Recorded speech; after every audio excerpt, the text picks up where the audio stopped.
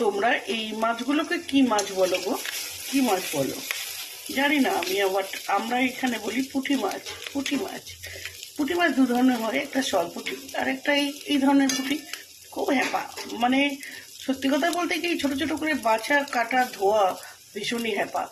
তো প্রায় মাঝে মধ্যে ইচ্ছা তো করে, কিন্তু উপায়ও নাই, কি আর করা যাবে। তো আজকে সেটাই নিয়ে আসা হলো। কি করব।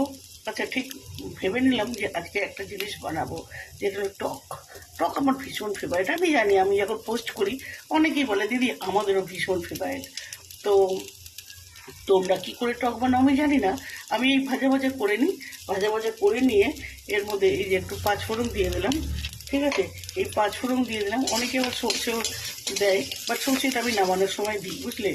এই যে ভাজা ভাজা করে নিলাম। ভাজা ভাজা করে নেওয়ার পরে এই যে তেঁতুলের যে জলটা, ঠিক আছে, করে রেখেছি, এইটাকে দিয়ে দেবো।